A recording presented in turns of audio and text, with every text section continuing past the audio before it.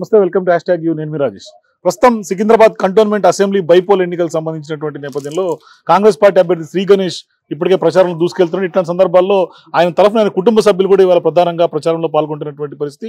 ఇప్పటికే ప్రచారం కూడా కేవలం 2 రోజులు మాత్రమే సమయం ఉన్నటువంటి నేపథ్యంలో ప్రస్తుతం శ్రీ గణేష్ తనయుడు ముకుల్ పెద్ద ఎత్తున ఇవాళ కాలనీల్లో తిరుగుతూ ప్రచారం చేస్తున్నటువంటి నేపథ్యంలో ముకుల్తో మాట్లాడి తెలుసుకుందాం. ఇక్కడ ప్రజల రియాక్షన్ ఏ విధంగా ఉందో మాట్లాడదాం. ఏంటి ముకుల్, ఇవాళ మీ తండ్రి కోసం ఇవాళ నువ్వు ప్రచారం చేస్తున్నావు, ప్రజలు ఏం చెప్తున్నారు, ఎట్లా రిసీవ్ చేసుకుంటున్నారు? ముందుగా అందరికీ నమస్కారం. ఈ వీడియో చూసిన వాళ్ళకి ఇప్పుడు అందరి దగ్గర పోతే కాలనీలా రెస్పాన్స్ బాగా మంచిగా ఇస్తున్నారు. అందరూ కాంగ్రెస్ కి ఓట్ చేస్తారు, నాన్నగారికి ఒక అవకాశం ఇస్తారని చెప్తున్నారు. లాస్ట్ 12 years నుంచి మా నాన్నగారు ఈ ఫీల్డ్ ఉన్నారు. కంటోన్మెంట్ లో ఏమేమి సమస్యలు ఉన్నాయి అన్ని తెలుసుకున్నారు. ఈ ఫస్ట్లీ మెయిన్లీ పట్టాలు is a big issue cantonment లా, ఎవరు దొరకలే. మళ్ళీ డ్రింకింగ్ వాటర్, కానీ మళ్ళా వాళ్ళకి డ్రైనేజ్ కూడా చాలా పెద్ద ఇష్యూ. వాటర్ దొరకకుండా డ్రైనేజ్ వాటర్ తో మిక్స్ అయి వస్తుంది. సో ఇన్ని ఇయర్స్ మా డాడీ ఉన్నారు కంటోన్మెంట్ లా, అన్ని సమస్యలు తెలుసుకున్నారు. ఇప్పుడు వచ్చే ఎలక్షన్స్ గెలిచిన తర్వాత అన్ని సమస్యలు తీరిపోతాయని నేను సొంతంగా పోయి అందరికి హామీ ఇస్తున్నాను. గుడిలు కూడా చాలా మంది డెవలప్మెంట్ చేసినారు. చాలా మంది గుడిల ల్యాండ్ కబ్జాలు చేసి గుడిలని డిస్ట్రాయ్ చేస్తున్నారు. అది కాకుండా మా డాడీ గారు వెళ్ళి అక్కడ అంతా డెవలప్మెంట్ అయ్యి, గతంలో కూడా మీ తండ్రి 2 సార్లు పోటీ చేసి ఓడిపోవడం జరిగింది. సో ఆ సింపతి ఏమైనా ఈసారి వర్కౌట్ అయ్యే అవకాశం కనిపిస్తుందా? చాలా మంది చెప్తున్నారు ఒక అవకాశం ఇస్తారు ఈ టైం. లాస్ట్ 2 years నుంచి మన ప్రజల్లో ఉండి కష్టపడుతున్నారు.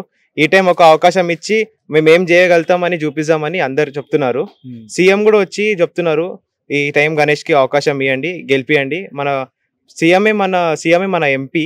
ముందుగా ప్రీవియస్ ఎలక్షన్స్ లా మన ఎంపీనే ఇప్పుడు కరెంట్లీ సీఎం. సో ఆయనకి అన్ని మన ప్రాబ్లం అన్ని ఏమున్నాయి అన్ని తెలుసు, అన్ని సేవలు అన్ని చేస్తారని వాళ్ళు హామీ ఇచ్చారు. ఇవాళ మీరు అధికార పార్టీ నుంచి పోటీ చేస్తున్నారు. సో అధికార పార్టీలో ఉండటం వల్ల మీకు గెలుపుకు అవకాశం ఈజీ అనుకుంటున్నారా? ఈజీ అనుకుంటున్నాం. ఎందుకంటే ఇప్పుడు 6 guarantees సీఎం ఇచ్చినవి అన్ని ఒకటి అందరికి వస్తున్నాయి. Everyone is getting the manifest which they release the guarantees. So ఇప్పుడు అందరూ సీఎం కి కూడా ఫేవరింగ్ ఇస్తున్నారు. ఎందుకంటే ఇచ్చిన మాట he have completed his words. So I think this time will win.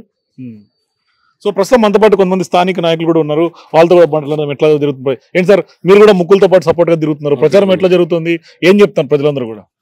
ప్రచారం యాక్చువల్గా ప్రతిరోజు మన కంటోన్మెంట్లో 8 వార్డులు ఉన్నాయండి. 150 డివిజన్ మోండా డివిజన్ ఉన్నవి. ఇప్పటికి మేము ప్రతి వార్డు వైజ్ కార్యకర్తలు కానీ మేము ముఖ్య నాయకులు కాంగ్రెస్ నాయకులందరూ మీరు డోర్ టు డోర్ వెళ్ళినప్పుడు వాళ్ళు ఏం చెప్తారంటే, ముఖ్యంగా గణేష్ అన్న పేరంటే ఇమీడియట్గా గుర్తుపడతారు. ఎందుకంటే ఆయన వేసవికాలం వచ్చిందంటే ముఖ్యంగా లక్షలాది మంది రోడ్ల మీద పోయే వాళ్ళకు కూడా బస్సులలో కూడా చలివేంద్రాలు ఏర్పాటు చేశారు. ఒక ఎండాకాలంలో చలివేంద్రం వాటర్ బాధ తీర్చడం అంటే గణేష్ అన్న గారు. అలానే గణేష్ అన్న చేసిన సేవలు మహిళలు అయితే ముఖ్యంగా చెప్తున్నారు. మాకు కుట్టు మిషన్లు ఇచ్చారు, చాలా మంది కుట్టు మిషన్లు ఇచ్చి మాకు ఎంతోమంది ఆదుకున్నారు, మాకు ఉపాధి కూడా వస్తుంది. ఇంకా యువకులు చాలా మంది ఏం చెప్తున్నారంటే, మాకు ఇది కావాలి, మీ స్పోర్ట్స్ మీద ఇంట్రెస్ట్ ఉందంటే క్రికెట్ టోర్నమెంట్ కండక్ట్ చేసిండు, దానికి సంబంధించిన ఎక్విప్మెంట్స్ కూడా ఇచ్చాడు. అలానే చాలా మంది మహిళలు ఏం చెప్తున్నారు, అన్న ఆరోగ్యం బాగాలంటే వృద్ధులకు కూడా పెద్ద మనుషులకు అద్దాలు కూడా ఇప్పించాడు. మెడికల్ హై క్యాంప్ నిర్వహించాడు. తర్వాత మెడికల్ క్యాంప్ అయితే చెప్పాలంటే చాలా బస్సులు ఇచ్చాడు. ఇంకో ముఖ్యంగా ఏం చెప్పాలంటే ఆన్లైన్ సర్వీసెస్ అన్న బస్తీ చేయించాడు. ఎందుకంటే ఆధార్ కార్డు అప్డేట్ కార్డు, కొందరు రేషన్ కార్డు గత బీఆర్ఎస్ ప్రభుత్వం 10 సంవత్సరాల నుంచి రేషన్ కార్డు ఇవ్వలేదు. ఇవాళ కొన్ని స్కీమ్స్ రావట్లేదు అంటే దాని ముఖ్య కారణం రేషన్ కార్డు లేకపోవడం వల్ల, కొంచెం కంప్యూటర్ వల్ల ఇబ్బంది వల్ల, కొన్ని ఎర్రర్ వల్ల ఇవి రాలేదు. మన ముఖ్యమంత్రి రేవంత్ రెడ్డి గారు మల్కాజ్గిరి ఎంపీగా చేసినారు. మల్కాజ్గిరి సమస్యలన్నీ తెలుసు. అయితే మన గణేష్ అన్న గారు కూడా గత 15 years నుంచి ప్రజల మధ్య నుండి ఆయనకు ఒకటే ఓడిపోయినా కానీ నేను ప్రజలకు సేవ చేయనే అన్న భాగ్యంతో ఇంకా ప్రజల మధ్య తిరుగుతున్నాడు. ఇప్పటికి ప్రతి వాళ్ళ కూడా మహిళలైతే ముఖ్యంగా అన్న ఈసారి మీకేస్తాం, యువకులు మీకేస్తాం. కొన్ని సంఘాలు కాలనీ ప్రెసిడెంట్ కూడా చాలా మద్దతు ఇస్తున్నారు. అన్న 3వ సారి 100% మీరు గెలుస్తారని చెప్తున్నారు. ఎందుకంటే అన్నగారు ఓడిపోయినా కానీ ప్రజల మధ్య నుండి ఇంకా సేవ చేయాలి. ఎమ్మెల్యే కావాలని కాదు, ప్రజలకు సేవ చేయాలని. కానీ ఎలా అయితే ప్రజలకు సేవ చేయాలంటే ఆయన సొంత డబ్బులతో చేస్తాడు, కానీ ఎంతకని చేస్తున్నాడు. ఇవాళ కాంగ్రెస్ ప్రభుత్వం ఉన్నది చేపట్టి ఆ ప్రభుత్వం అన్నగారిని అడుగుతుంటారు, పార్టీలు మారుస్తున్నారు. పార్టీలు ఎందుకు మారుస్తున్నాడు? ఇవాళ పార్టీ మారడం కారణం ముఖ్యమైందంటే ప్రభుత్వం కాంగ్రెస్ ప్రభుత్వం. అన్నగారు చేసిన 15 సంవత్సరాల పబ్లిక్లో సర్వీస్ చూసి రేవంత్ రెడ్డి గారు అతను గుర్తించి రేవంత్ రెడ్డి గారు గణేష్ అన్నకు అవకాశం ఇచ్చిండు. గణేష్ అన్న అయితేనే కాంగ్రెస్ నుంచి గెలవగల వ్యక్తి అని కాంగ్రెస్ హైకమాండ్ కూడా డిక్లేర్ చేసినారు. ఇవాళ ముఖ్యంగా ఏంటంటే ఇక్కడ కంటోన్మెంట్ ప్రజలు చాలా బాధపడుతున్నారు. అన్నగారు ప్రతి సమస్య తెలుసు, ఏ ఆఫీసర్ తోటి ఎక్కడ చేయించుకోవాలో అన్నగారికి తెలుసు. పథకాల విషయంలో కూడా 6 గ్యారెంటీలు, కానీ మనకు వచ్చిన సమయం ఏంటంటే 4 months అవుతుంది, సమయం తక్కువ ఉంది. అలా ఆల్రెడీ ఇక్కడ బీఆర్ఎస్ వాళ్ళు ఖజానా మొత్తం కాల్ చేసిపోయారు. నెలకు 120 కోట్ల వడ్డీ కడుతున్నారు. తర్వాత జీతాలు టైంకి ఇస్తున్నారు రేవంత్ రెడ్డి గారు. 7 లక్షలు అప్పు చేసినారు. ఇక పథకాలు రావాలంటే ఎలా వస్తాయి? ఒక్కొక్క పథకం ఇస్తున్నారు. ఇవాళ మహిళలకు కూడా చూడండి 350 కోట్లు ఆర్టీసీ వాళ్ళకి ఇస్తున్నారు మన తెలంగాణ ప్రభుత్వం రేవంత్ రెడ్డి గారు. ఏంటంటే మహిళలకు చాలా మంది చెప్తారు, మాకైతే మహిళలకు ఉచితంగా బస్సు ఉంది, అత్తగారింటి పోయినా తల్లిగారింటి పోయినా గుడి పోయి వాళ్ళ మొక్కులు తీసుకున్నారు. నేను రోజు 10 గంటలు పబ్లిక్ తిరిగాను, 8 వాళ్ళు తిరిగాను, అన్నిటి తిరిగాను.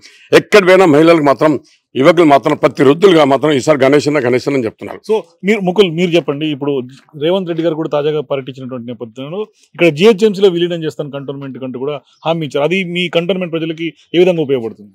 జిహెచ్ఎంసీతో మర్చ్ అయితే కంటోన్మెంట్లో బాగా అన్ని క్విక్గా అయితే వర్క్స్. ఇప్పుడు బోర్డు ఉంది అయితే ఇప్పుడు వర్క్ కావాలంటే మళ్ళీ సెంటర్ దగ్గర పోయి చేయించుకోవాలి. ఇప్పుడు మర్చ్ అయింది అనుకో జిహెచ్ఎంసీ నుంచి డైరెక్ట్ మాకు స్టేట్తోనే ఉంటుంది. ఏదైనా ఫండ్స్ కావాలంటే క్విక్గా వస్తాయి, మాకు జల్దీ అయితే వర్క్స్ అన్ని. ఇప్పుడు సెంటర్తో అంటే బోర్డుతో మీటింగ్ పెట్టాలి, బీజేపీ వాళ్ళు గ్రాంట్ చేయాలి, అప్పుడు మాకు వస్తుంది. ఇప్పుడు స్టేట్లో ఉండే రూలింగ్ పార్టీ కాంగ్రెస్. సీఎం కూడా హామీ ఇచ్చినారు, ఎలక్షన్స్ అయినాక జిహెచ్ఎంసీ కంటోన్మెంట్తో మర్చ్ అవుతుంది. జిహెచ్ఎంసీతో మర్చ్ అయినాక అన్ని పనులు జల్దీ అవుతాయి, వర్క్ అన్ని క్విక్గా ఉంటుంది. ఫండ్స్ కావాలంటే రోడ్ డెవలప్మెంట్ కానీ.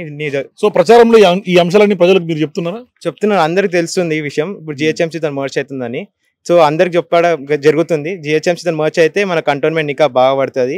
కంటోన్మెంట్లో కాంగ్రెస్ వస్తేనే అన్ని చేంజెస్ అవుతాయి, డెవలప్మెంట్ అవుతాయి. ఇప్పటి వరకు ఉండే బీఆర్ఎస్ పార్టీలు ఉండే లీడర్స్ ఏం చేయలే ఎక్కువ. వాళ్ళు జస్ట్ వచ్చినారు, వాళ్ళ పాకెట్స్ ఫుల్ చేసుకొని వెళ్ళారు, కానీ ఇంకేం చేయలే.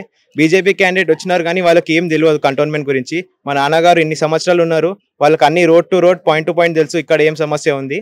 అయితే ఈ టైం కాంగ్రెస్లో మా నాన్నగారు గెలిస్తే అన్ని పనులు అవుతాయి, ఈ టైం అన్ని చేంజెస్ అవుతాయి. Thank you Mukul. ఇది ఇక్కడ శ్రీ గణేష్ వాళ్ళ తనయుడు ముకుల్ చెప్తుంది, మన అట్లాగే కాంగ్రెస్ పార్టీ నాయకులు చెప్తున్నారు. ఖచ్చితంగా కూడా జిహెచ్ఎంసీలో కంటోన్మెంట్ విలీనం అయితే ఖచ్చితంగా కూడా అభివృద్ధి చాలా ఈజీగా అవుతుంది. మరోవైపు అధికార పార్టీ కాంగ్రెస్ పార్టీ ఉంది కాబట్టి ఖచ్చితంగా ఇక్కడ ప్రజలందరూ కూడా గెలిపిస్తారన్న ధీమాతోటి ఇవాళ ప్రచారం చేస్తున్నటువంటి పరిస్థితి కనిపిస్తుంది. కెమెరామెన్ నాయక్తో రాజేష్ ఫర్ #.